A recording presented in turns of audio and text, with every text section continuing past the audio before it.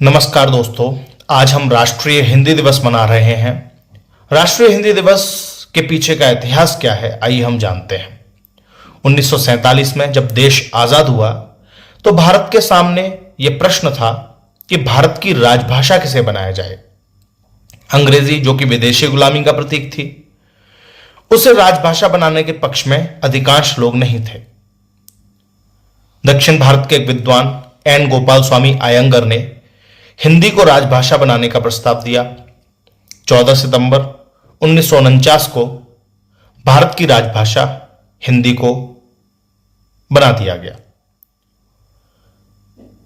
भारत के प्रथम प्रधानमंत्री पंडित जवाहरलाल नेहरू और गोविंद बल्लभ पंत, ये दोनों अंग्रेजी को राजभाषा या सहराजभाषा बनाने के पक्षधर थे।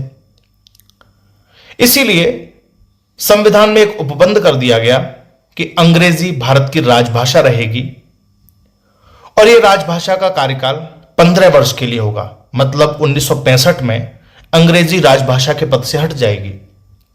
लेकिन आज देश को आजाद हुए लगभग 80 साल होने को आए, फिर भी भारत की राजभाषा अंग्रेजी बनी हुई है।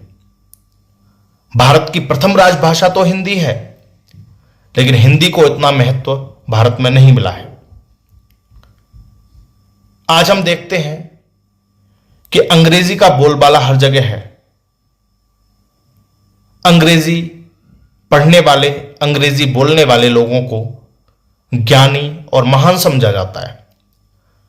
वहीं आपने देखा होगा कि हिंदी बोलने वाले व्यक्ति को लोग ऐसी दृष्टि से देखते हैं कि ये तो अनपढ़ है या फिर पता नहीं किस ग्रह से आया है।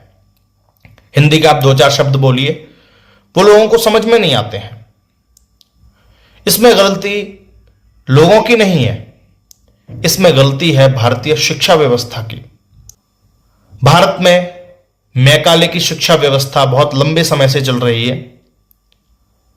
मैकाले, जिसका उद्देश्य था कि ऐसे भारतीय तैयार करूं जो दिखने में तो भारतीय हों लेकिन अंदर से अंग्रेज हों, वैसे भारतीय आज तैयार हो चुके हैं।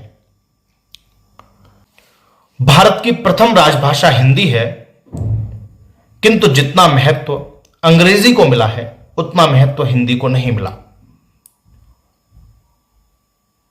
हिंदी, जिससे कि भारत की पहचान है, उसे भारत के लोग उतना सम्मान नहीं देते।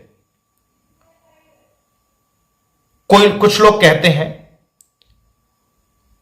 कि अंग्रेजी वैश्विक स्तर की भाषा है, अगर हम उसे नकारेंगे तो यह ठीक नहीं होगा।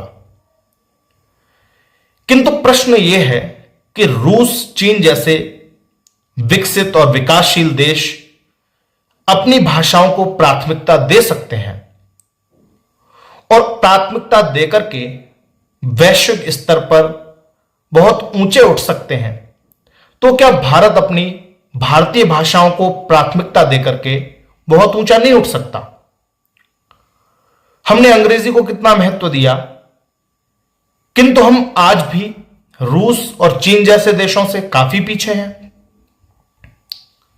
डॉक्टर राजेंद्र प्रसाद ने कहा था कि जिस देश को अपनी भाषा और साहित्य पर गर्व नहीं है वो उन्नत नहीं हो सकता। यह बात सत्य है। हमारा भारत देश अपनी भाषा और अपने साहित्य पर गर्व नहीं करता, और खासकर हिंदी भाषी तो अपनी भाषा पर बिल्कुल गर्व नहीं करते। उन्हें लगता है कि अगर हमें अंग्रेजी आएगी तो ही हम महान बनेंगे, हिंदी में ऐसा क्या है, हिंदी में तो कुछ नहीं है। तो आज राष्ट्रीय हिंदी दिवस है।